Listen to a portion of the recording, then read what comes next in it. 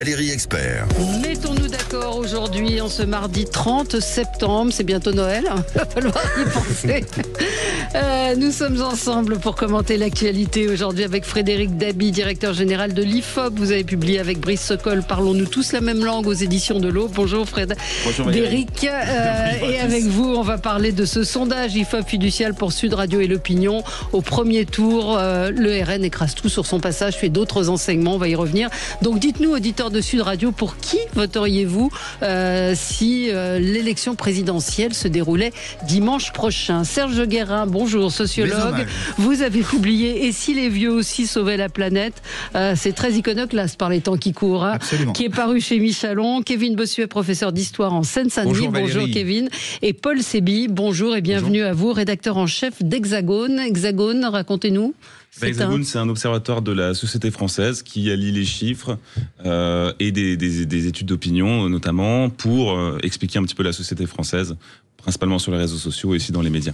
Très bien. Alors, avec vos coups de cœur et vos coups de gueule, on va aussi évoquer d'autres sujets qui occupent l'actualité. Avec vous, Kevin, on va revenir sur Nicolas Sarkozy, entre autres. Et puis, moi, j'avais un petit... une interrogation sur l'arrêt des trains de nuit entre Paris, Berlin et Vienne. Vous vous souvenez? Oui, ça a été officialisé hier. La SNCF met en avant la non-rentabilité intrinsèque des trains de nuit. Vous vous souvenez, ça avait quand même été lancé en grande pompe. Et bien voilà, ces trains de nuit vont s'arrêter. L'État français a décidé de supprimer la subvention annuelle à la SNCF. Ça représentait 10 millions d'euros par an. Et puis sans cette aide, les partenaires allemands et autrichiens ont décidé qu'ils n'entendaient plus assumer les déficits. Donc voilà, je trouve ça très, très dommage. C'était, encore une fois, on nous avait vanté ces trains de nuit, et puis patatras, comme tout s'arrête, et les promesses ne sont pas tenues. Oui, il y a même, je crois qu'il y a des ministres, je crois que Clément Beaune qui avait fait... Oui, c'est ça, c'est Clément Beaune, vous avez raison. Le trajet avec moult caméras. Il y a un côté nostalgique, il y a un côté romantique, il y a un côté, on revient aux fondamentaux. Alors, je crois que le Paris-Venise de nuit existe toujours, heureusement, mais c'est vrai que ça peut créer une décision. Maintenant, est-ce que l'État soit subventionné, compte tenu de nos déficits, à hauteur de 10 millions d'euros? Je reprends votre chiffre que je ne connaissais pas. C'est peut-être beaucoup. Mais on nous parle d'un taux de remplissage moyen de 70%. C'est pas si mal. C'est pas... Non, ça vous émeut, Serge Guérin? Je trouve ça très triste. Oui, mais je trouvais ça triste aussi. D'abord, il y a deux choses derrière. Il y a quand même la question écologique. C'est-à-dire que qu'est-ce qu'on va faire? On va prendre l'avion, ce qui est quand même moins bien en termes de CO2 et tout ça. Donc de ce point de vue-là, c'est très clair. Et deuxième élément, les trains de nuit, il y a aussi une forme de romantisme, une forme de lien social. Il y a des rencontres, il y a des échanges. Et c'est aussi quelque chose qui raconte une société qui se croise. Qui parle. Et là, dans un avion, on ne se croise pas, on ne se parle pas. Donc c'est aussi, ça montre aussi cette difficulté finalement à financer ou à créer ou à soutenir le lien. Est-ce qu'on ne pouvait pas y penser avant? Enfin, je veux dire, on connaît l'engagement, donc peut-être qu'il y a eu des études de fait sur la rentabilité. Donc là aussi, on est un peu étonné. Oui, je suis d'accord avec vous. Il y avait sans doute autour de ça une forme de communication, mais moi je le déplore parce que vous savez, Valérie, que j'adore voyager en train, parcourir l'Europe en train, et c'est vrai qu'il y a un petit côté un petit peu ubuesque dans un train, on fait des rencontres, c'est rigolo, c'est chaleureux. Après, si vous voulez aller à Berlin en train, vous pouvez toujours prendre les trains de jour. Vous allez gare de l'Est à 7h du matin, vous prenez la Deutsche Bahn et vous arrivez à Berlin vers 15h30. Donc voilà, donc pour les amoureux du train, c'est encore possible. Non, évidemment, les liaisons ne sont pas interrompues, mais c'est ce train de nuit qui évoquait un peu de nostalgie, qui avait été lancé, comme vous l'avez dit, avec moult communication. Oui, j'ai l'impression que c'est un peu cette idée qu'il faut couper un peu les budgets un peu partout. Alors c'est quand même 10 millions, on l'a dit, mais ça semble un peu peut-être dérisoire aussi par rapport à l'investissement, à l'image qu'on veut donner du train. Puis il y a un truc qui s'appelle l'Europe, je crois, qui est là pour favoriser aussi les liens. On a considéré que c'est plutôt dans un projet européen. Et puis il y a une dimension aussi populaire, parce que s'il faut prendre l'avion à la place, regardez le prix des billets d'avion, c'est exorbitant et beaucoup de familles françaises ne peuvent plus se le permettre. Oui, absolument. Enfin, souvent, le prix d'un billet d'avion est moins cher que le prix d'un billet de train, notamment en France. Sur le site de la SNCF, oui, mais allez sur le site de la Deutsche Bahn, c'est 4 à 5 fois moins cher pour le même trajet. C'est vraiment une bonne astuce. Vous avez fait combien de kilomètres l'été dernier, vous savez, en train? Oula, j'ai fait fait des centaines de kilomètres. Hein. Allez, on va parler de ce sondage IFOP Fiducial pour Sud Radio et l'opinion. Vous avez interrogé les Français, un panel représentatif sur leur choix si l'élection présidentielle se déroulait dimanche prochain. Donc, dites-nous, auditeurs de Sud Radio, est-ce que vous voteriez pour Marine Le Pen ou Jordan Bardella? Après, il y a eu plusieurs hypothèses. Édouard Philippe, Raphaël Glucksmann. Déjà, pourquoi ce sondage maintenant, alors qu'on est un peu loin? Il y a beaucoup de gens, de ceux qui ne sont pas contents du sondage, disent c'est dans longtemps. Ces gens méconnaissent ce qu'est un sondage. Il n'y a bien sûr pas une prophétie ou un pronostic de ce qui se passera dans 18 mois. On se serait vu le 30 septembre 2015, il y a 10 ans jour pour jour. On aurait sans doute parlé de la présidentielle. On aurait parlé de tous les candidats possibles, sauf Emmanuel Macron. Donc c'est vraiment pas un pronostic ni une prophétie pour ce qui se passera en avril ou mai 2027. C'est un rapport de force actuel. Non, ce qui est intéressant, c'est qu'il n'y avait pas eu le moins de sondages publiés depuis le mois de mai, depuis une enquête IFOP Fiducial pour Sud Radio et Le Figaro après la victoire de Bruno Retailleau à la primaire de droite. Et on voit que il y a des bouleversements, qu'il y a des mutations. C'est un sondage, pardon de ce terme anglais que j'aime pas, game changer, puisque pour la première fois, on voit que les incarnations du bloc central qui étaient préservées de l'anti-macronisme, je pense à Édouard Philippe, je pense à Gabriel Attal, sont quand même touchés. Ils ont eu des vraies difficultés à rassembler l'électorat Macron qui maintenant va chez Retailleau, va chez surtout Raphaël Glucksmann, va même chez Marine Le Pen ou Jordan Bardella. Et on a un ticket d'entrée pour le second tour en dehors de l'intouchable RN, que ce soit Bardella ou Le Pen, qui est à 15, 16, 14, c'est-à-dire à des niveaux ridiculement bas, et un écart entre le RN et les autres candidats de près de 15 à 20 points. Alors dans l'histoire de l'élection présidentielle, je parle sous le contrôle de mon ami Paul Sébille, on n'a pas eu un écart pareil depuis 69. Depuis Alain Poher et Georges Pompidou, ça ne nous rajeunit pas. Il y avait eu 22 points d'avance de mémoire pour Georges Pompidou. Parce que Juliette, qui travaille avec moi hier, me disait oui, mais c'est peu ou prou ce qui avait été donné dans le dernier rolling pour les européennes. Alors, je dirais, Juliette, que c'est pas du tout la même élection. C'est vrai que ça ressemble pour le score du RN, ça ressemble pour le score de Glucksmann. C'est pas du tout le score de Manon Aubry qui était à 9-10. Non, c'est pas la même élection. Là, on est sur des incarnations. On est sur l'élection matrice de la 5e République et on a des scores qui sont très très différents. En tout cas, un rapport de force différent. Et puis, un contexte qui n'a malheureusement plus rien à voir avec les européennes. On est dans l'éclipse du politique. On est dans un moment où les Français sont assez désabusés, en état de désarroi, de colère, d'indifférence sur ce qui se passe, sur le fait que le politique ne joue plus son rôle. Ce qui explique aussi, on en parlera, ce score très élevé du Rassemblement national. C'est pas une incarnation Le Pen ou Bardella, c'est ce que j'appelle l'alternative. Les Français qui nous disent, c'est leur tour, ils feront pas pire que les autres, on ne les a jamais essayés, ils peuvent nous sortir de cette crise du politique. Oui, et que ce soit Marine Le Pen ou Jordan Bardella, le score est identique. Exactement le même, et par catégorie, on avait fait avec Paul Sébille et Hexagone une enquête auprès de 10 000 personnes sur Bardella et 2000 sur Marine Le Pen. On avait déjà quasiment un point d'écart. On avait des différences sociologiques extrêmement ténues parce que aujourd'hui l'électorat acquis ou potentiel du RN et pas sur une logique de projection sur l'un ou l'autre. Ils sont sur cette idée que le RN c'est le meilleur bulletin pour passer à autre chose. Oui, Kevin. Oui, enfin, regardez dans la société française, il n'y a plus beaucoup de gens qui pensent que le Rassemblement national n'est plus dans l'arc républicain. Sur la question de l'antisémitisme, c'est quand même extrêmement criant.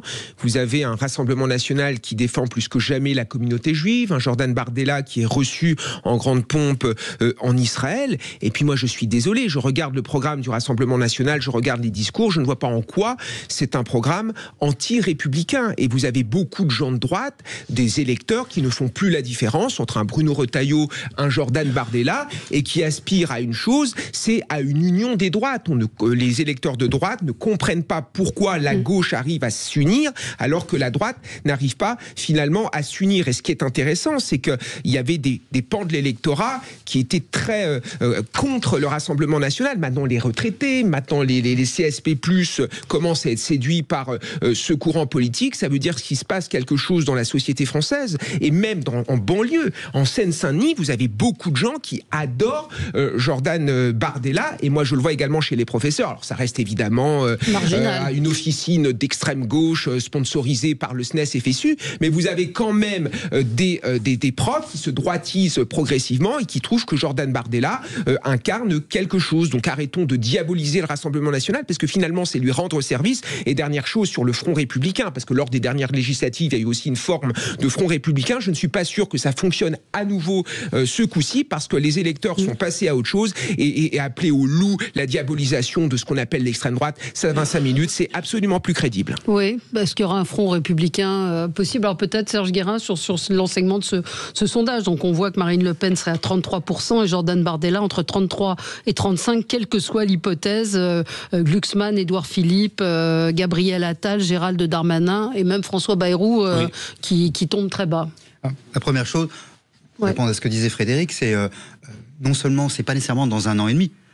Il y a plein de gens qui se disent c'est peut-être demain. Il peut y avoir une élection anticipée. Quand les gens répondent aujourd'hui, ils répondent sans doute comme ils voteraient donc aujourd'hui. Donc il faut aussi prendre ça en compte. Ça devient relativement crédible pour certains qu'il y ait une élection présidentielle assez rapidement. Donc du coup on est un peu dedans. Ça c'est la première chose. Deuxième chose, c'est d'abord c'est quand on regarde le bloc dit de gauche pour aller vite, parce que le terme me paraît compliqué aujourd'hui. C'est quoi? C'est autour de 25%. Donc c'est-à-dire que ça reste très très très très faible. Troisième élément, pour reprendre ce que disait Frédéric, donc ça se tient entre 14 et 16%. C'est-à-dire que imaginons que à nouveau il y ait un front quelconque, je l'appellerai pas républicain non plus, il y a un front. Ça veut dire que celui qui gagnerait contre au deuxième tour gagnerait avec 14 à 16%. C'est-à-dire qu'en termes de légitimité, ça deviendrait quand même assez coton. Donc rien que ça prouve aussi cet écart-là. Et je ne connais pas les résultats du deuxième tour. Enfin, ça donne une dynamique parce que c'est les 33. Comment ? On n'a pas fait le deuxième tour. On était sur un rapport de force. Je fais un tout petit point. On va y revenir, Frédéric, parce que justement, peut-être de refaire de la pédagogie sur les sondages, puisque Catherine, une auditrice, dit je comprends votre sondage, comme tous les sondages, une tranche de personnes ne représente pas la France entière. Donc peut-être. La remarque est intéressante, on va lui répondre. On va lui répondre, et puis appelez-nous 0826 300 300. Pour qui voteriez-vous si l'élection avait lieu dimanche prochain? 0826 300 300. À tout de suite. Sud Radio, mettez-vous d'accord, Valérie Expert. Sud Radio, parlons-y, mettez-vous d'accord, Valérie Expert. De retour avec vous sur Sud Radio, 0826 300 300 si vous voulez réagir à l'actualité. Évidemment, nous vous attendons et en particulier, nous parlons de ce sondage IFOP fiducial pour Sud Radio et l'opinion. Donc, au premier tour de la présidentielle, Marine Le Pen ou Jordan Bardella l'emporterait haut la main. Peut-être un mot sur les sondages, Frédéric Dabi, avec cette auditrice qui nous dit c'est pas toute la France. Oui, on ne va pas interroger 66 millions de personnes et 48 millions d'inscrits sur les listes électorales. Petite leçon sur les sondages. C'est toujours l'idée qu'on travaille sur des échantillons représentatifs, parce que grâce à l'INSEE, l'Institut national de la statistique, on peut construire un échantillon, une mini-France à l'échelle du pays, à l'échelle d'une région, d'un département, d'une commune, d'une circonscription ou d'un canton. Et c'est à partir de cela qu'on va construire un échantillon. Il y a un exemple historique que Kevin Bossuet connaît sûrement, c'est les votes de paille aux États-Unis dans les années 30, où il y avait 5 à 6 millions de réponses. Des journaux disaient envoyez un petit coupon et dites si vous voulez que Roosevelt soit réélu ou pas. C'était non à 60%. Gallup, le fondateur des sondages aux États-Unis, a fait un sondage auprès de 2000 Américains, 2000 d'un côté, 5 à 6 millions de l'autre, et il a donné Roosevelt réélu. C'est cette question de la représentativité. Alors, on essaie toujours d'être le plus représentatif possible à l'échelle des critères de sexe, d'âge, de profession, de région, de catégorie d'agglomération. Les 24-25% d'auditeurs qui nous écoutent, qu'habitants de la commune rurale, sont représentés à leur poids. On peut toujours améliorer les choses en termes de représentativité, mais c'est ce qui fait que les sondages français sont plutôt plus performants que les pays où il n'y a pas de cette science statistique, je pense aux États-Unis par exemple. Oui, puis il y a un peu cette idée contre-intuitive que on serait unique par rapport aux autres, mais finalement le sondage fonctionne un peu comme ça, c'est que on est quand même lié à notre sociologie, à notre milieu. Et donc, quand on pense quelque chose, les personnes qui ont le même statut social que nous pensent peut-être la même chose. Et c'est souvent ce qu'on entend quand on voit les sondages d'opinion, de popularité sur Emmanuel Macron. Les gens disent mais qui vote Macron encore ? Parce que tout le monde autour de soi ne vote pas Macron. Et donc il y a un peu ce côté-là. Les sondages, forcément, ça paraît contre-intuitif. C'est scientifique. Est-ce qu'on peut dire que c'est scientifique l'échantillon ? C'est un objet empirique qui repose sur la science statistique, les probabilités pour les méthodes aléatoires, la méthode des quotas, mais moi je dis toujours, il faut critiquer les sondages, mais de manière intelligente. Ce n'est jamais la réalité, ce dont on parle, c'est une perception du réel, c'est un outil fragile qui repose sur la déclaration des gens, peut-être les gens ne nous disent pas la vérité la plupart du temps. Quand je prends par exemple notre baromètre match pour Sud Radio, on a des vraies continuités, on a une opinion publique qui bouge beaucoup moins que ça, mais c'est quand même infiniment plus performant que un réseau social. Quand on va sur Twitter, on se dit que l'homme politique le plus populaire de France, c'est Jean-Luc Mélenchon.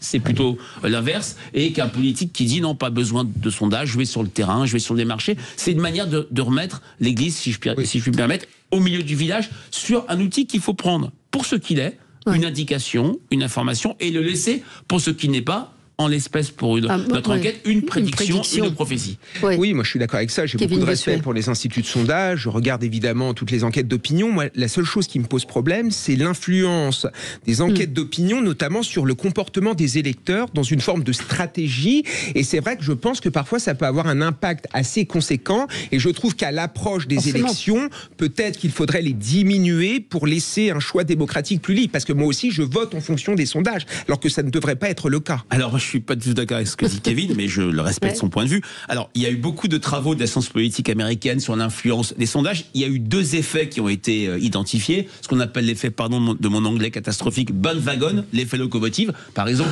vous regardez un rapport de force, vous hésitez à voter entre Marine Le Pen et Bruno Retailleau, je dis ça au hasard, Kevin, et vous choisissez Le Pen parce qu'elle est en tête dans les sondages. Mais il y a aussi ce qu'on appelle l'effet underdog, c'est l'effet commisération. Par exemple, je vois que Gérald Darmanin qui est testé à 7%, c'est un très bon ministre, je vais quand même l'aider. Et jamais on n'a pu savoir quel effet était supérieur à l'autre. Moi, ce qui m'agace un petit peu, c'est qu'il y a une influence des sondages. Ça, c'est clair. Quand Jean-Luc Mélenchon n'accède pas au second tour de 400 000 voix, quand on a 13% des Français qui disent « je regarde les sondages avant de voter », il y a une influence. Mais l'injustice, ou plutôt l'erreur, serait de faire reposer toute l'influence électorale sur les sondages. Un débat, rappelez-vous les débats, prenons un exemple historique de 2017, les débats de premier tour, la performance incroyable de Jean-Luc Mélenchon, le raté de Benoît Hamon, le débat en dedans de François Fillon, je pense, je fais référence au fameux débat du 4 ou du 5 mars sur TF1,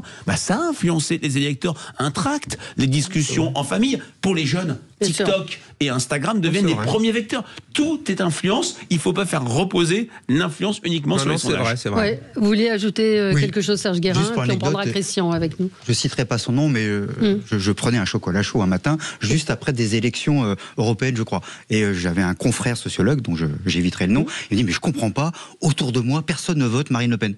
J'ai dit, mais t'es con, quoi. Les gens que tu fréquentes sont juste pas du tout... c'est la base de la sociologie, quand même, se dire, il y a des faits sociaux. Et donc, voilà. Donc ça, rien que les sondages permettent déjà un peu de sortir de sa petite bulle. Rien que ça, c'est déjà pas mal. Marine Le Pen fait 5 ou 6 au premier tour. Voilà. Et les gens qui sortent jamais du 6e arrondissement vont dire mais c'est pas croyable, c'est impossible. C'est aussi connaître peut-être un peu mieux le pays. Alors on a Christian en ligne avec nous. Bonjour Christian, vous nous appelez d'Anglet. Oui. Si l'élection avait lieu dimanche, vous savez pour qui vous voteriez ? Je vous le donne en 1000. Vous êtes dans le sondage, c'est ça? Vous reconnaissez dans le sondage? Bah écoutez, j'ai voté 40 ans gauche. Ouais. Voilà. Après avoir lu et relu et regardé un petit peu ce que le RN voulait faire, je vais voter franchement RN et mon entourage va franchement voter RN et mon club où je joue vont voter vraiment RN. En fait, j'en ai marre d'entendre que on veut voter RN parce qu'on ne veut pas voter à gauche. Ben non, je vais voter RN cette fois-ci. J'ai 70 ans. Je pense que je suis un garçon plutôt posé. Oui. Et aujourd'hui, je pense que ça sera les seuls qui vont pouvoir nous sortir de la merde où on est. Désolé. Oui, non, mais ce que vous dites, je pense... C'est le vote alternatif dont on vient de parler. Alors, vote d'adhésion. Mais sur le vote RN, ce que dit Christian, c'est que avant c'était pas le cas. Il a voté socialiste pendant des années. Je rebondis sur ce que Kevin Bossuet a dit. Il y a 3 sédimentations du vote RN. Il y a le vote que j'appelle jean-mariste, on l'avait bien vu dans l'enquête IFOP Hexagone, c'est-à-dire le vieux vote FN, ouvrier, chômeur, catégorie modeste. Puis il y a eu la France du travail, qui a basculé au Rassemblement national, les salariés, les 35-49 ans, et maintenant des catégories où le RN était faiblissime, où ils ne sont pas en position de force, mais forts, les retraités, les cadres sup. Oui, Paul, peut-être un mot sur ce que... Je trouve que c'est très fascinant de voir ça, c'est que là les gens... disent on va voter RN parce que ils sont quand même convaincus, mais ils sentent, comme disait Fred, que c'est un peu le dernier, l'alternance, le dernier ressort, etc. Et ça crée une forme de responsabilité énorme sur le RN. Enfin, moi, on parle beaucoup de sa victoire probable, mais ce qui va être très intéressant, je pense, c'est plutôt s'ils arrivent au pouvoir, comment ils font pour gérer le pouvoir. Et là, c'est pour pas une déception trop forte, parce que là, les gens ont une forte attente. Oui, mais je pense que ce que disait Frédéric tout à l'heure, c'est-à-dire ils seront pas plus mauvais que les autres, quoi. C'est un peu le, c'est un peu ça, c'est un peu, on est dans la merde, comme le disait Christian. Ça peut pas être pire. On ne se rend pas compte. Alors je l'ai vu entre autres sur les retraités. Avant, faut rappeler, les retraités, en particulier dans les classes populaires, étaient ceux qui bloquaient le vote jean-mariste pour aller. Et c'était intéressant. Toute la science politique, c'est les jeunes sont à gauche, puis quand ils vieillissent, ils passent à droite. Dans les classes populaires, depuis plus de 10 ans, les jeunes sont votés RN. Les plus jeunes, c'est Mélenchon. Les 18-24, les primo-votants. Vraiment dans les classes populaires. C'est RN. Et deuxième élément, ce qu'on n'a pas mesuré suffisamment, c'est l'histoire de l'endettement et l'histoire de Bruno Le Maire qui d'un seul coup découvre qu'il s'est trompé, ainsi de suite. Et donc, entre autres, les gens un peu âgés se disent, attendez, ils ont fait l'ENA, ils sont inspecteurs des finances et tout ça, et ils se plantent autant. Donc pourquoi ils feraient la leçon à des gens qui n'ont pas fait l'ENA, qui sont plus jeunes, ainsi de suite. Et on se rend pas compte, je crois, combien la perte de compétences. Les gens se sont dit, mais en fait, on parle du Mozart de la finance concernant le président de la République, ainsi de suite. Enfin, il y a tous ces éléments-là, on se rend pas compte combien ça a finalement, de fait, légitimé les autres en disant, mais ils sont peut-être pas meilleurs, en tout cas ils sont pas plus mauvais. Et donc du coup, au nom de quoi vous nous feriez la leçon sur la compétence alors que vous avez été profondément nul. Voilà, donc il y a vraiment quelque chose qui, je crois, a basculé de ce point de vue-là. En tout cas, sur les gens un peu âgés, ça a vraiment joué de manière très forte. 0826 300 300, appelez-nous pour nous dire pour qui vous voteriez si l'élection présidentielle avait lieu dimanche prochain. Et on va parler de Raphaël Glucksmann, qui est la surprise quand même de votre sondage et l'effondrement de ce bloc central. À tout de suite. Sud Radio, mettez-vous d'accord, Valérie Expert. Sud Radio, parlons midi, mettez-vous d'accord, Valérie Expert.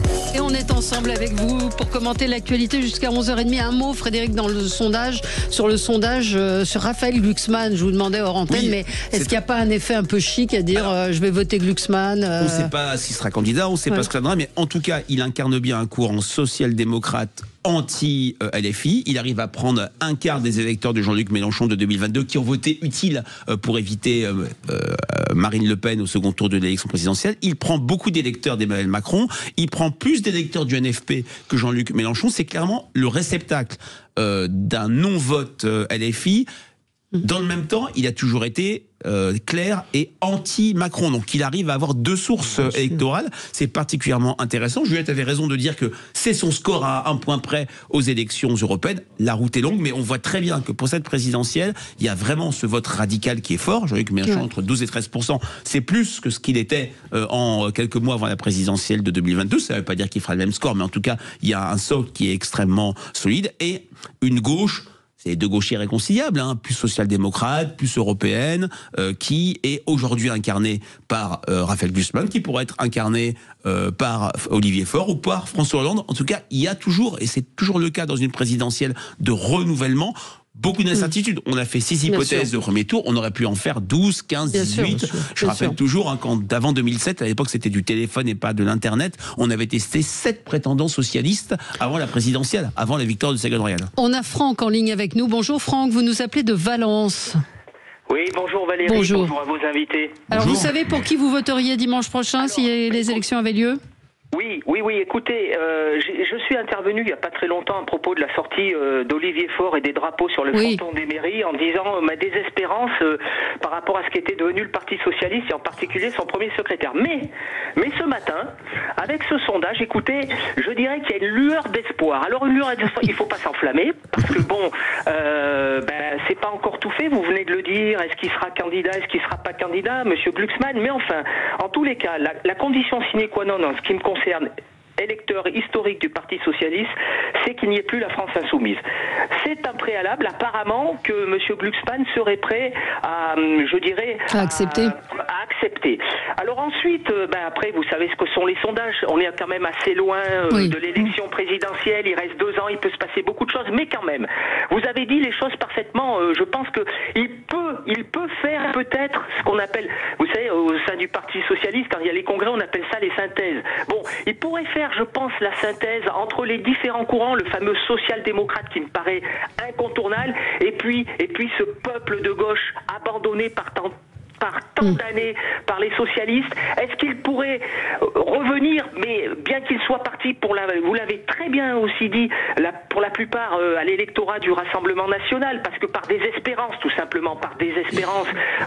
Alors voilà, une lueur d'espoir. Écoutez, en moi, en ce qui me concerne, je reste un électeur socialiste et j'ai un espoir, mais je m'enflamme pas. Mais écoutez, une lueur d'espoir qui, j'espère, deviendra une lumière. Donc vous voteriez pour Monsieur Glucksmann s'il se présentait? Oui, à condition qu'il redéfinisse bien les contours de sa candidature, parfaitement. Et sans accord avec LFI. Avec LFI, puis après avec qui il pourrait composer ce nouveau parti socialiste, puisque vous savez maintenant malheureusement les socialistes, comme je l'avais dit, se réunissent dans une cabine téléphonique et ça fait bien du mal à ceux qui ont toujours voté socialiste. Voilà, écoutez, voilà, une lueur d'espoir.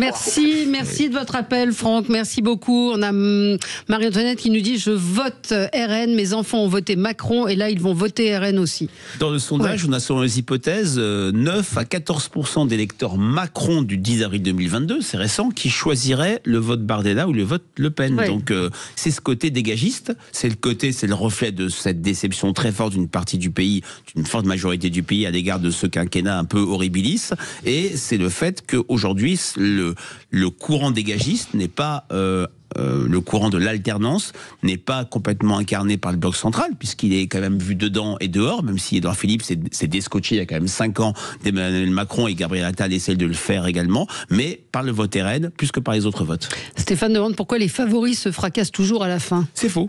C'est faux. Il y a vraiment eu des cas où, 1 an et demi avant la présidentielle de 88, par un sondage donne François Mitterrand perdant. 1 an ou 1 an et demi avant la présidentielle de 2007, il y a eu un 50-50 au second tour, mais Nicolas Sarkozy arrive tout le temps nettement en tête et gagne au second tour, quel que soit l'adversaire socialiste. Il y a parfois, effectivement, des surprises. Et des surprises, il faut être honnête, elles arrivent souvent dans les présidentielles de renouvellement. 95, pour moi, c'est la pire faillite des sondages, avec l'offre électorale, avec la volatilité Chirac-Balladur. Pas un sondage n'avait donné Lionel Jospin en tête, il ne faut pas l'oublier. On a Alexandre en ligne avec nous, je vous donne la parole après. Kevin, Alexandre, bonjour. Bonjour. Vous voteriez pour qui dimanche prochain? Depuis 50 ans que je vote, le RN. D'accord. Donc vous n'avez pas changé de... Non. Ouais. J'étais avec Le Pen, avec Jean-Marie, et même avant lui, avec quelqu'un d'autre aussi, je ne me rappelle pas bien le nom, là. Et non, il n'y a que eux qui peuvent nous sortir de la situation. Voilà. Et l'inexpérience qu'on évoquait tout à l'heure ne vous fait pas peur? Vous dites pas ils n'ont jamais été au pouvoir, ils ne sauront pas faire? Non, ils n'ont jamais été au pouvoir parce que tout le monde lui bavait la route, c'est sûr. Mais non, il ne peut pas faire pire que maintenant. C'est ce que disait tout à l'heure Paul. Merci beaucoup Alexandre. Alors Kevin, et puis après Paul. Oui. Non mais là vous voyez, c'est la vraie France. Il y en a des élites qui diabolisent des personnes comme vos auditeurs, alors que simplement ce sont des gens qui travaillent, ce sont des retraités, ce sont des gens qui ne sont pas fascistes, qui ne sont pas racistes, qui veulent juste que dans notre pays, il y a à nouveau une maîtrise de l'immigration, on lutte contre l'insécurité et finalement que les services publics refonctionnent et que leurs enfants fassent mieux qu'eux à travers l'école de la République. Et autre chose que je voulais dire, je ne sais pas si Frédéric sera d'accord, mais pour moi le camouflet dans ce sondage, c'est pour Gabriel Attal. Enfin, ce sont des scores qui sont catastrophique. Il avait à la tête du ministère de l'Éducation nationale réussi notamment à séduire une partie de la droite à travers la question de l'autorité, à travers la question de l'islamisme avec l'interdiction de la abaya. Et puis il y a eu aux dernières législatives cet appel à faire barrage au Rassemblement national en appelant à voter pour la France insoumise. Et il a totalement, il s'est totalement discrédité. Et autre chose aussi, c'est quelqu'un qui a beaucoup de talent, c'est quelqu'un qui sait communiquer. Mais quand on est dans une crise sociale extrêmement profonde et qui nous sort par exemple la GPA éthique, c'est complètement déconnecté du terrain. Et je pense que la grande déception, c'est en effet Gabriel Attal.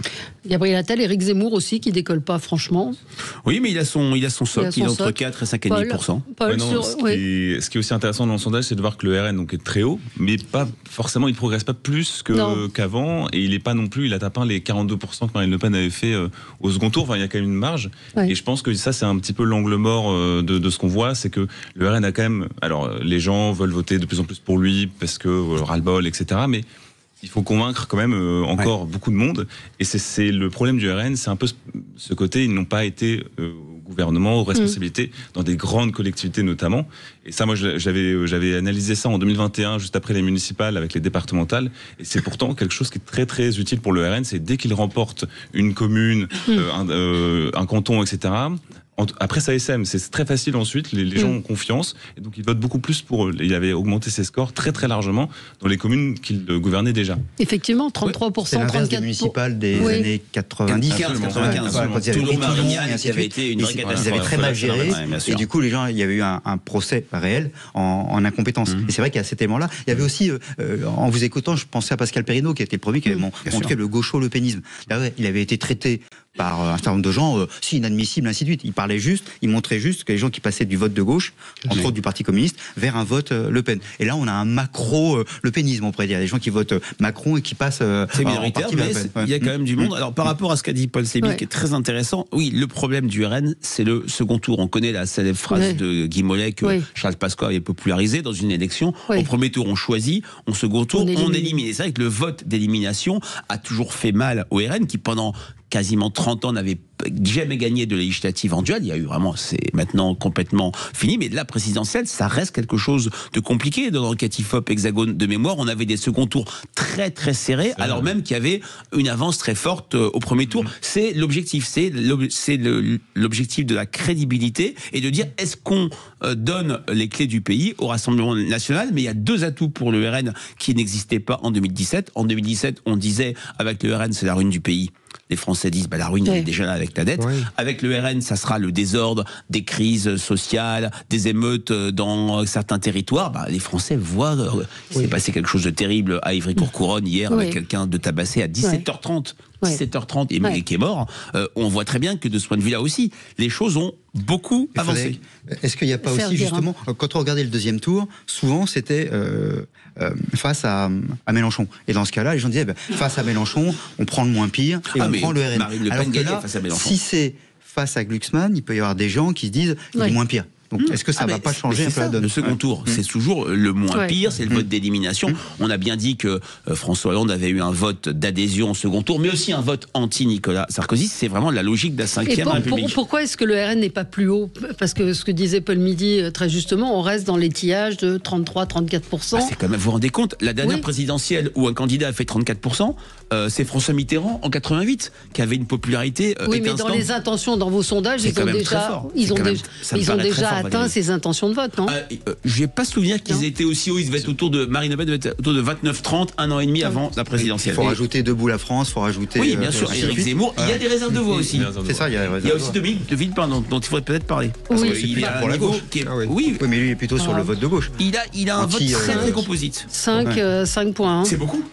Pour quelqu'un qui est sorti du champ politique. On va aussi évoquer d'autres sujets avec Sébastien Lecornu qui promet des baisses d'impôts pour favoriser le travail. Et puis le jugement Sarkozy, les critiques contre l'état de droit qui n'en finissent pas. Tout de suite. Sud Radio. Parlons. Sud Radio, le 10h midi, mettez-vous d'accord, Valérie Expert. Allez, mettons-nous d'accord aujourd'hui autour de Frédéric Dabi, directeur général de l'IFOP. Je rappelle votre livre Parlons-nous tous la même langue, paru aux éditions de l'Aube. Serge Guérin, sociologue. Et si les vieux aussi sauvaient la planète, paru aux éditions Michalon. Kevin Bossuet, professeur d'histoire en Seine-Saint-Denis, et Paul Sébille, rédacteur en chef d'Hexagone. Peut-être on va parler de Nicolas Sarkozy, puisque ça reste quand même dans l'actualité. Et Kevin, c'était votre coup de gueule. Oui, un coup de gueule parce que je n'en peux plus de voir certaines personnes critiquer ceux qui critiquent le jugement qu'a rendu le tribunal dans l'affaire Nicolas Sarkozy. Apparemment, critiquer une décision de justice, ce serait remettre en cause l'état de droit. Mais je suis désolé, on ne remet pas en cause le jugement en tant que tel, on émet des critiques vis-à-vis du processus qui a produit ce jugement. Regardez ce jugement, il y a un renversement de la charge de la preuve. C'est-à-dire que c'est à celui qui est accusé de prouver qu'il est innocent et de fournir des preuves, et non plus l'inverse. Ça pose quand quand même question. Comment voulez-vous produire des documents s'il n'y a pas eu de financement? Ça n'a strictement aucun sens. Et puis, il y a l'exécution provisoire. Les voies de recours n'ont même pas été épuisées et tout de suite, c'est prison. Et avec exécution provisoire, ça pose aussi une question. Et je suis désolé, l'impartialité des juges est aussi posée par le fait que la magistrate qui a traité le dossier était une militante anti-Sarkozy qui a organisé une manifestation contre Nicolas Sarkozy. Donc pour la sérénité... Elle n'a pas... elle était très militante anti-Sarkozy. Kevin, une question. Les avocats de Nicolas Sarkozy avaient tout loisir de la récuser. Ils ne l'ont pas fait. Je suis d'accord. On part de là. Je veux dire, vous avez beau jeu de dire ça après. Vous comprenez que ça participe aussi à cela. Et je condamne les menaces de mort à l'encontre de cette magistrate. Et ça, en effet, c'est inadmissible. Pardon, on a vu des antennes tel un rouleau compresseur depuis 3 jours taper sur la justice, sur les juges rouges, sur les juges.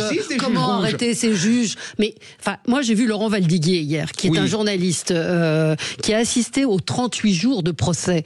Hier, d'ailleurs, il disait à Jean-Michel Apathy, qui avait un peu la même position que vous, mais pourquoi n'êtes-vous pas venu au procès? Est-ce que vous avez lu les 400 pages? Il y a des choses extrêmement graves qui sont dites dans ces 400 pages. Donc il y a énormément de gens qui commentent sans avoir lu, sans avoir assisté au procès. Et je trouve que c'est très grave d'asséner des choses comme celle-là. Je veux dire, la juge, elle avait des assesseurs, c'est une décision collégiale. Il y a un certain nombre de faits qui sont rapportés dans le procès et dans le rapport du jugement. Donc on est sur l'émotion, on est sur l'impression. Je pense pas. Je pense qu'on est sur aussi un sentiment qu'il existe dans notre pays une justice idéologique qui est rendue davantage au nom d'une idéologie plutôt qu'au nom du peuple français. Alors ça, peut-être qu'en effet on peut le critiquer, mais c'est le sentiment de beaucoup de gens. Et il ne faut pas balayer ça d'un revers de main parce que c'est quelque chose qui existe. Et ce procès a ravivé cette fracture dans le pays. Mais moi, ce que je dis, c'est qu'on est dans une démocratie. Et d'ailleurs, Emmanuel Macron l'a rappelé, on a le droit de discuter d'une décision de justice. Oui, mais quand on a tous les éléments en main. Mais on a des éléments en main. Regardez le document sur lequel repose cette condamnation. Apparemment, c'est un faux. Enfin, sauf que Mediapart, moi, j'ai pas ni pour ni contre, mais j'essaye de comprendre. Et Mediapart explique que l'enquête avait commencé bien avant le document. Et que le document, dans le compte-rendu, dit a priori un faux.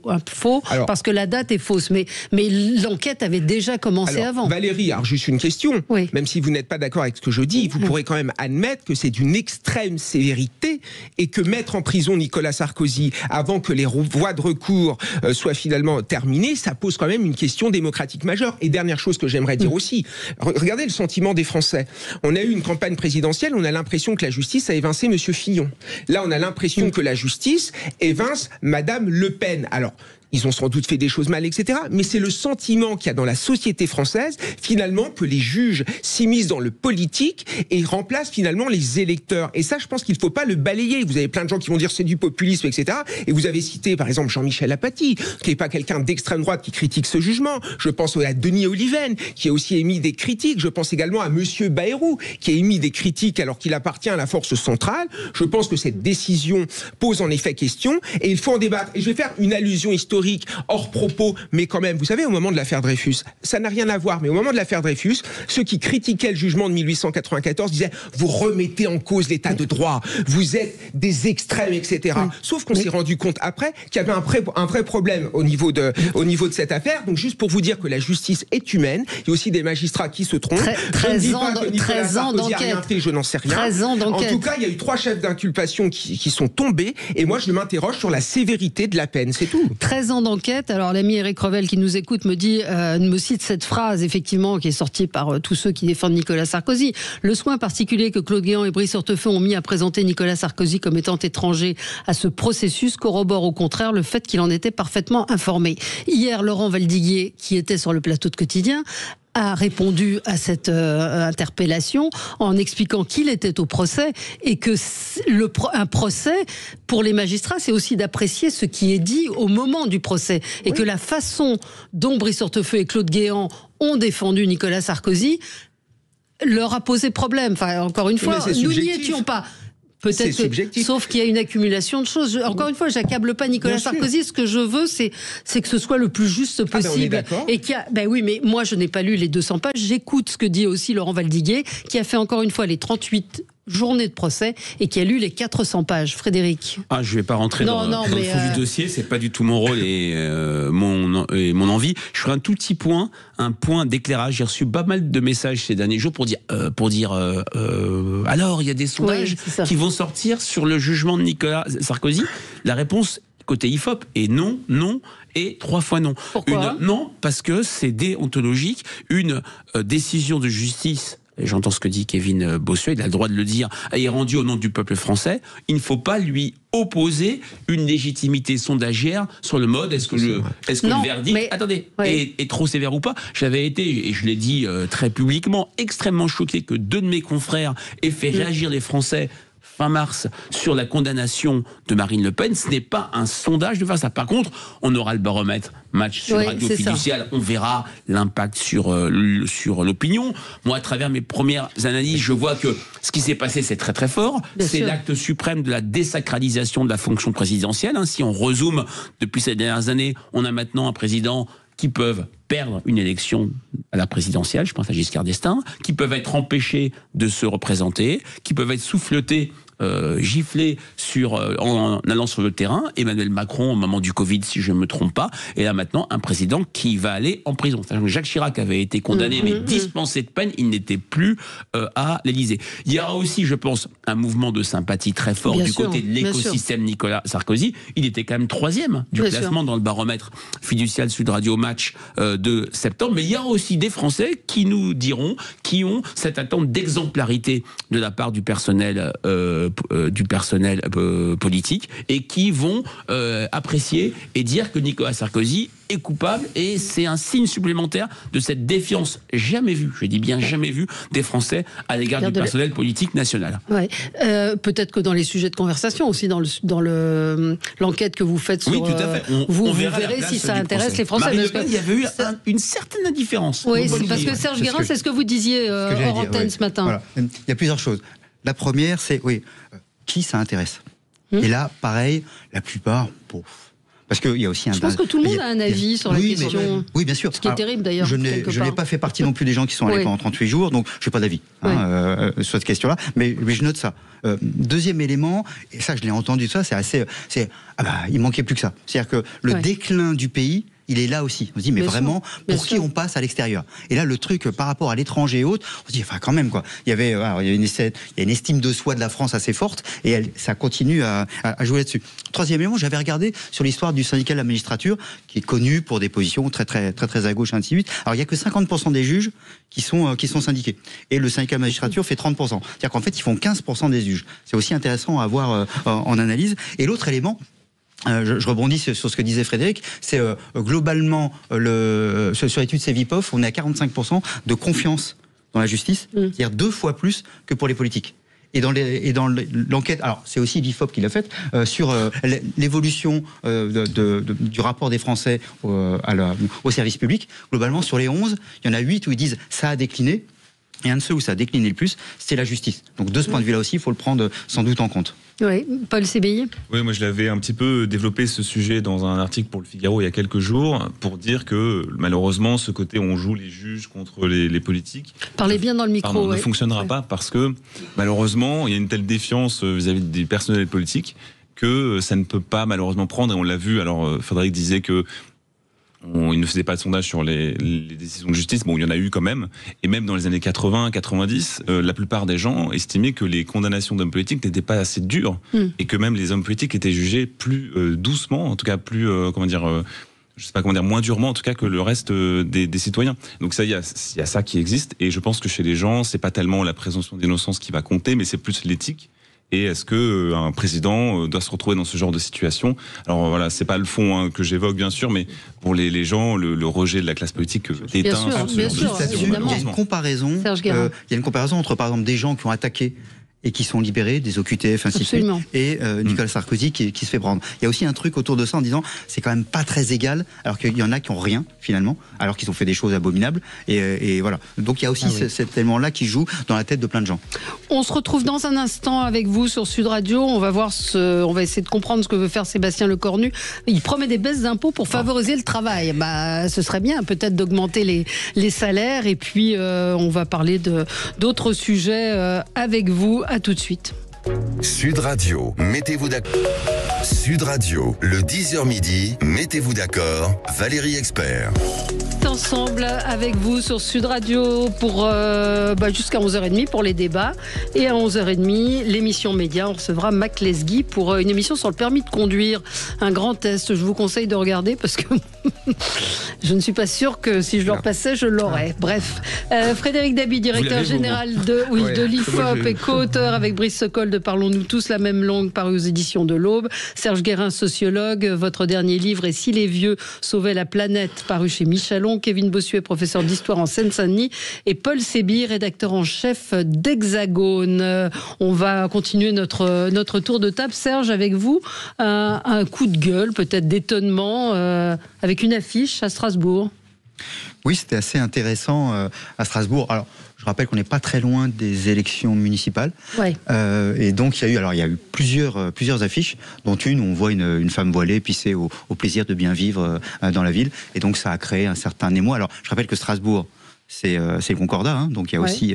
Mais là, mais il n'y a pas eu, je sais pas moi, quelqu'un qui portait la kippa ou quelqu'un qui avait une grande croix catholique sur le col. Voilà, c'est juste cela où il y a un point, disons, religieux. Puis sur les autres, c'est très très classique. Y compris d'ailleurs, j'ai entendu une personne du conseil municipal, une élue socialiste, se récriminant complètement contre cette approche-là. On sait que c'est aussi une ville qui avait déjà soutenu la construction d'une mosquée, et ainsi de suite. Donc on voit aussi ce mélange quand même assez malsain et totalement anti-laïcité, oui. Voilà, et qui est certainement sans doute de l'idéologie derrière, mais aussi évidemment de l'électoralisme. De l'électoralisme, oui, absolument. Réaction, vous l'aviez vu, Paul? Bien sûr. Cette affiche qui a circulé beaucoup sur les réseaux. Mais d'autant, moi j'ai étudié à Strasbourg, donc c'est une ville que je connais bien, et c'est vrai que depuis l'élection de Jeanne Barseguian, qui est la maire actuelle, et il y a une forme peut-être de malaise. Et je lisais justement ce matin, le Point rappelait que il y avait des suspicions sur les frères musulmans qui estimaient en tout cas que les Verts étaient la force politique la plus facile à investir, parce que idéologiquement c'est sans doute plus facile. Donc c'est assez intéressant, et puis Frédéric en parlait tout à l'heure, mais le sondage d'intention de vote à Strasbourg montre quand même la fragilité, la fragilité quand même de la maire et de ce positionnement, même à Strasbourg. Oui, Frédéric. Oui, le sondage, c'est un sondage IFOP pour un candidat LR qui s'appelle Jean-Philippe Vetter, qui a été publié dans les DNA et qui donne, sur les deux hypothèses, la maire sortante Jeanne Barseguian entre 17 et 19%. J'attire votre attention sur le fait que c'est extrêmement faible pour un maire ou une maire sortante. On sait très bien que le dégagisme dont je parlais existe que marginalement aux élections municipales, où la règle, sauf catastrophe, c'est reconduire les équipes municipales sortantes. On va, dans les prochains mois, notamment après le second tour des municipales le 22 mars, regarder les villes qui basculent, mais ça sera très faible par rapport aux villes qui vont rester avec la même équipe. Donc on voit très bien, et c'est le cas dans beaucoup de villes tenues par les écologistes, à l'exception de Bordeaux et peut-être de Lyon, où il y a un match plus serré qu'on le dit entre le maire sortant et Jean-Michel Aulas. Une vraie difficulté pour les mairies dominées par Europe Écologie Les Verts. Oui, Kevin, cette affiche, vous l'avez vue, évidemment? Oui, je l'ai vue. Bon, écoutez, bienvenue en France, et l'électoralisme... non, mais moi, ce qui m'inquiète quand même, c'est qu'on a quand même des islamistes dans notre pays qui utilisent l'extrême gauche et qui utilisent l'écologie politique pour essayer d'entrer à l'Assemblée nationale et pour essayer d'entrer dans certaines municipalités, avec une forme de corruption qui est évidemment tacite.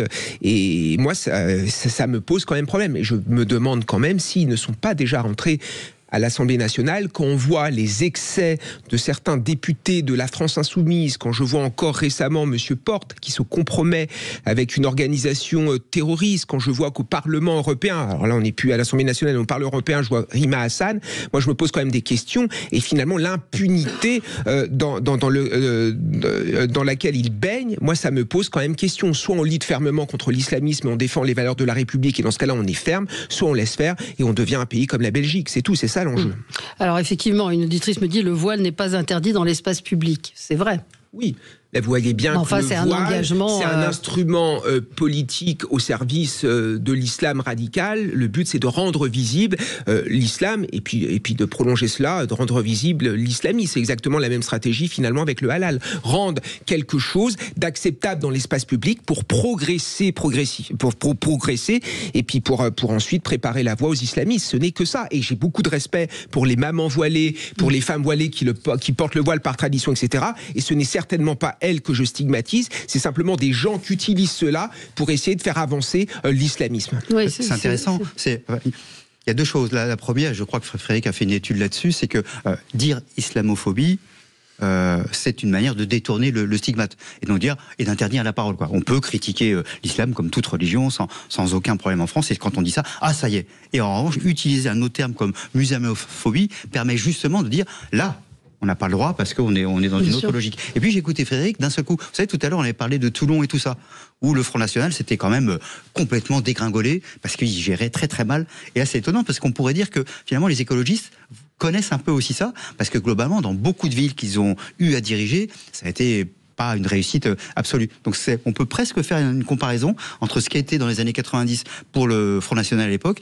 et ce qu'on sera aujourd'hui pour Europe Écologie Les Verts, ou qui s'appelle maintenant les écologistes, pour les municipales d'aujourd'hui. C'est amusant, intéressant en tout cas, de faire peut-être ce parallèle. Et puis, il faut arrêter avec aussi ce concept d'islamophobie. Regardez ce qui se passe sur notre territoire. Les gens qui sont victimes des attentats, ce sont des chrétiens. Je pense notamment au Père Hamel, je pense aux victimes de la basilique à Nice, et ce sont également des juifs, je pense à Ozar Torah. Donc à un moment donné, je veux bien qu'il y ait des discriminations à l'encontre des musulmans, mais on est quand même dans une démocratie. La France, c'est aussi une possibilité de critiquer les religions, le christianisme, le judaïsme, mais également l'islam. Donc l'islamophobie me pose problème, et je préfère, comme vous l'avez dit Frédéric, parler de musulmanophobie. Voilà, je pense que c'est quelque chose de plus juste. Effectivement, présenter Strasbourg, la douceur de ville, avec un jeu de mots qui ne vous aura pas échappé. Oui. La douceur de vivre, pour les Afghanes, les Iraniennes, elles peuvent en témoigner également. Donc choix curieux effectivement de la mairie de Strasbourg, qui, je rappelle, a la plus grande mosquée d'Europe, fait construire la plus grande mosquée d'Europe dans sa ville. Paul, vous vouliez faire un coup de cœur, vous ? Oui, bien sûr, c'était pour parler d'un tout autre sujet, mais c'est d'une personne que je connais un peu de loin, mais dont l'histoire m'a assez touché. C'est Claire Géronimi, qui vient là il y a quelques jours de réussir à faire condamner la personne qui l'a violée. C'était il y a 2 ans, il me semble presque 2 ans, c'était le 11 novembre 2023.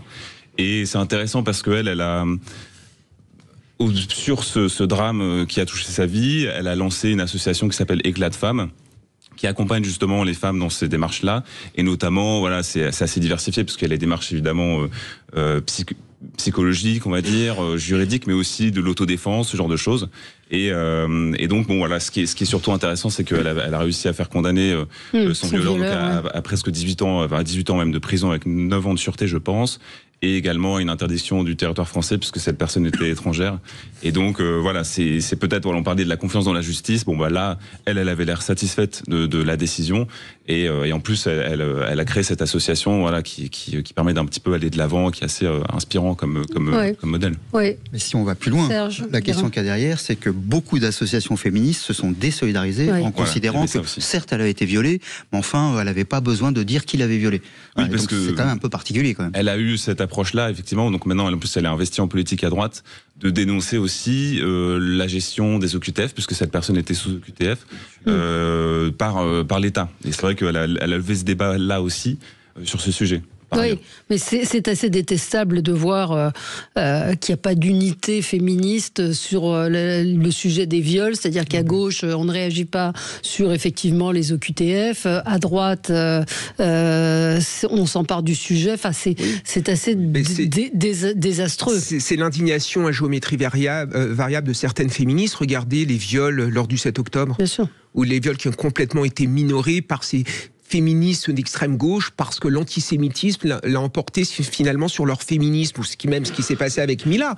Donc Mila, on peut condamner les propos qu'elle a eus plus tard, mais en tout cas, c'est une femme lesbienne, une jeune fille lesbienne qui était privée d'éducation, tout simplement parce qu'elle se faisait harceler. Où étaient les féministes à ce moment-là? Le problème des féministes, c'est qu'elles ont complètement perdu le combat du féminisme, parce que tout simplement, elles font une hiérarchie en fonction de leur idéologie politique. Il y a de bonnes victimes, il y a de mauvaises victimes, il y a de bons coupables, il y a de mauvais coupables, et ça, ce n'est plus admissible, et leurs petits jeux, voilà, elles sont complètement discréditées, elles sont ridicules. Et puis on peut faire un coup de cœur pour Marlène Schiappa, qui a été fait ici, puisqu'elle a soutenu, pour le coup, les deux victimes, Mathilde et effectivement, et pour le coup, elle a vraiment été sur une ligne universelle, on va dire, d'un féminisme qui défend toutes les victimes. On se retrouve dans un instant, on va parler de la baisse éventuelle de certains impôts pour favoriser le travail. Crois pas, mais bon. Non, vous allez nous le dire. À tout de suite. Sud Radio, mettez-vous d'accord, Valérie Expert.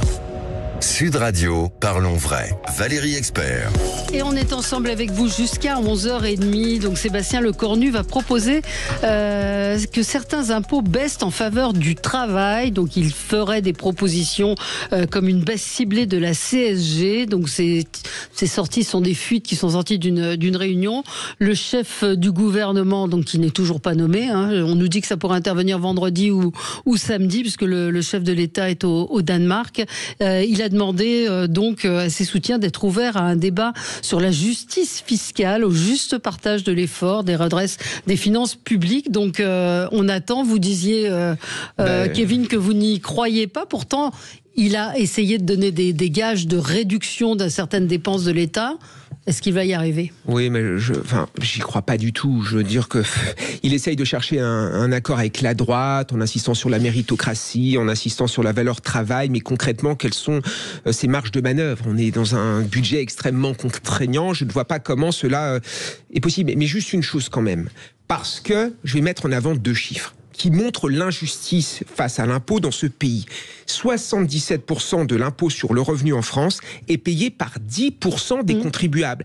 Est-ce que l'on se rend compte quand même du chiffre? Et de l'autre côté, un couple de chômeurs avec 2 enfants en bas âge qui ne travaillent pas touche 1 200 € en moyenne d'aide par mois. Donc forcément, comment voulez-vous que les gens ne remettent pas en cause le système d'imposition? Et moi, je pense que la plus grande injustice, c'est entre ceux qui bossent et ceux qui ne bossent pas. Vous avez des petits travailleurs qui se lèvent tous les matins à 5h30, à 6h du matin, qui ont des boulots pénibles, qui gagnent à la fin 1 200, 1 300, 1 400 balles par mois, qui n'ont droit à rien. Et de l'autre côté, vous avez le voisin de palier qui ne fait absolument rien et qui mène, entre guillemets, la belle vie, même si d'être dans une situation de chômage, évidemment, c'est pas l'idéal, mais c'est un sentiment qui est extrêmement présent dans la société française, et je pense que c'est là-dessus qu'il faut agir, revaloriser les petits salaires pour que ceux qui travaillent retrouvent leur dignité et que la valeur travail ait encore un sens dans ce pays. Bon, je sais pas, Frédéric, ça va dans le sens, en tout cas, c'est très empirique, mais de ce qu'on entend effectivement des chefs d'entreprise, on voudrait payer plus nos salariés, on est étouffé par les charges sociales. Oui, ça me fait penser à notre enquête annuelle sur les priorités des Français. Le chômage est en 13e position dans cette enquête fiduciale pour Sud Radio. Le pouvoir d'achat est dans les 3-4 premiers, parce que maintenant, l'injustice, c'est plus être au chômage, c'est avoir un travail qui paye mal. C'est vrai que la baisse de la CSG pourrait être une piste. Alors, comment on finance dans notre... dans le chaos, financier, dans notre dette, comment cette perte. C'est vrai que ça avait été fait. En septembre 2017, c'était des mesures d'Édouard Philippe qui avaient fait baisser les cotisations salariales et remonter la CSG pour les retraités. Ça avait été très très mal vécu. En tout cas, les salariés, concrètement, ceux qui sont salariés s'en souviennent, il y avait eu un gain de pouvoir d'achat qui n'était pas négligeable, qui était faible, mais qui n'était pas nul, mais qui a été complètement après mangé par l'inflation qu'on a connue en 2021-2023. Alors, je ne sais pas qui veut, Serge Guérin. Je regardais sur les études la vocation pour la redistribution de l'État. diminue. C'est-à-dire que les Français sont de moins en moins pour la redistribution. C'est-à-dire qu'ils considèrent que finalement on redonne de l'argent à ceux qui ne travaillent pas. Donc c'est vraiment de plus en plus présent dans l'état d'esprit. Donc il faut quand même vraiment le prendre en compte. Je rappelle qu'on est le pays qui redistribue le plus. Et on oublie toujours quand on parle des inégalités. Au départ, les inégalités les plus riches, c'est 18 fois plus que les plus pauvres. Une fois que c'est redistribué, on arrive à 3 fois. Donc les plus riches gagnent que 3 fois plus que les plus pauvres. Alors qu'au départ, c'est 18. Donc on a un taux de redistribution extrêmement fort, qui n'est pas toujours très efficace. Et par ailleurs, il y a beaucoup de gens, en effet, qui ont une demande de justice, de vérification, et qui considèrent que le voisin, en effet, le voisin de palier, il fait pas grand-chose, il en profite. À tort ou à raison, je rentre pas là-dedans. Mais en tout cas, de fait, il y a une déconnexion de plus en plus forte, un décrochage de plus en plus fort, en fait, en faveur de l'État-providence. Et chacun aussi est absolument convaincu. Il n'y a que 11% des Français qui pensent qu'ils bénéficient de l'État-providence. Alors dans la réalité, l'INSEE a montré c'est 57%. Donc c'est aussi intéressant. C'est 11% seulement, je crois que c'est un peu plus. De la dernière enquête que j'avais en tête. L'écart est énorme entre ces deux éléments-là. Oui. Parce qu'on a beaucoup parlé donc, de la taxe Zuckman, la contribution des plus riches, mais même dans les enquêtes d'opinion, les Français, il y a deux choses. Il y a ça, mais il y a surtout la baisse des dépenses de l'État qui est important pour eux, notamment pour réduire les déficits.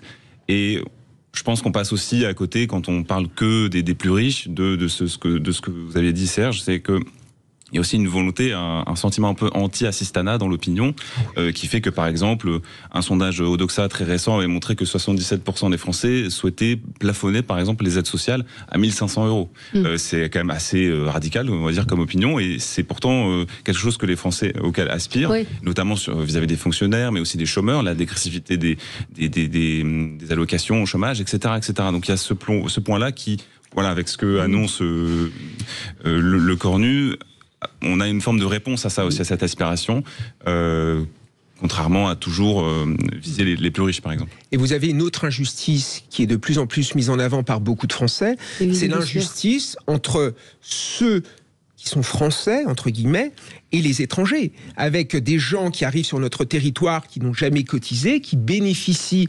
d'aide sociale, avec un sentiment parfois dans les milieux populaires, notamment en banlieue, avec des familles populaires qui attendent un logement social depuis 5, 6, 7 ans et qui ont l'impression que la famille qui vient de l'étranger, tout de suite, on lui offre un logement social, et avec toute la question notamment sur l'AME. Moi, quand je regarde les sondages, je suis quand même étonné de voir à quel point le nombre de Français qui souhaitent la suppression soit totale, soit en partie, notamment de l'AME.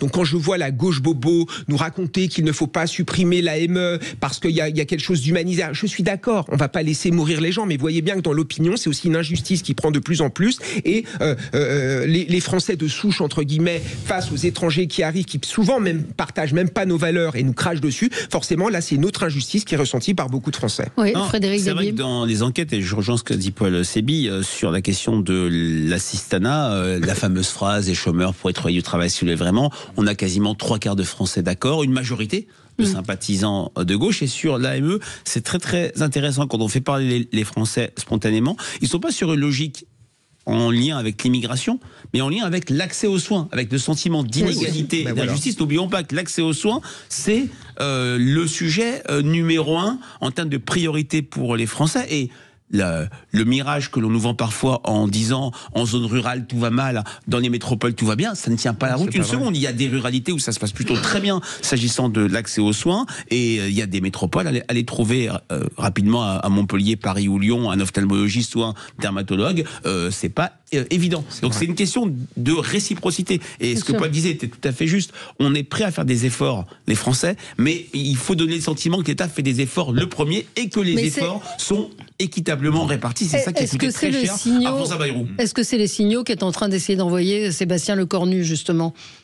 Il a essayé de le faire en supprimant les 2 jours fériés, mesure injuste par excellence, en revenant sur le train, enfin sur les aides des anciens premiers ministres, même si c'est du symbolique de chez symbolique. Les Français veulent voir très concrètement, comme dit saint Thomas d'Aquin, voir pour y croire, qu'il y a des efforts que l'État se met en route en branle pour faire des efforts et faire baisser son train de vie. Même si c'est pas ça qui va faire baisser notre dette de manière spectaculaire, c'est les dépenses de santé et de retraite, tout le monde le sait. Mais ce qui est intéressant aussi, d'ailleurs, c'était dans une étude qui est faite par un institut de sondage que tu connais peut-être, qui s'appelle l'IFOP. Oui. Et 80% des Français, par exemple, l'hôpital en 5 ans a décliné. 80%. C'est là où ça décline le plus. Et ce qui était marrant, c'est en regardant, mais ça serait quoi les réponses? La première, c'est que ce soit moins compliqué, c'est-à-dire qu'à la demande de simplicité, qui serait en plus des économies. Il faut être très clair, hein, si on réduit un peu tout ça. Voilà. Et deuxième élément, seulement à 24%, augmenter les budgets, augmenter le nombre de fonctionnaires. Ce qui est quand même intéressant aussi dans la tête des gens. Alors les 24%, c'est peut-être les fonctionnaires, parce qu'il y a à peu près ça. Voilà. Mais n'empêche que c'est intéressant. Les gens ont quand même, en premier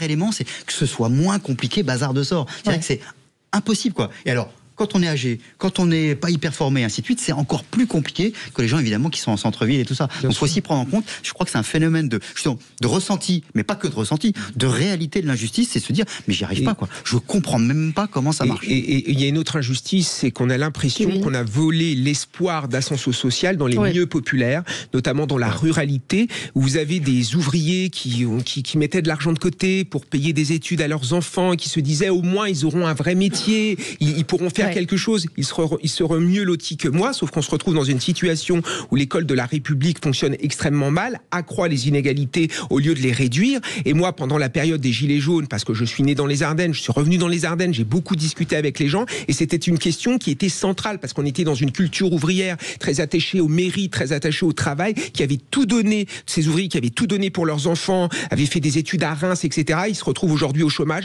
avec un bac +5, un sentiment de trahison, un sentiment de mensonge, et ces gens n'ont plus à aller en vivoter parce qu'ils disent on se fout de nous. Voilà ce que j'ai le plus entendu. Bon, ce sera le mot de la fin. Merci. Un petit mot sur les petits frères des pauvres. Vous vouliez parler de ce... Oui, enfin, on est aussi là-dedans d'ailleurs, dans l'isolement. Les petits frères des pauvres ont sorti une étude toute récente. 750 000 personnes, ils appellent ça la mort sociale.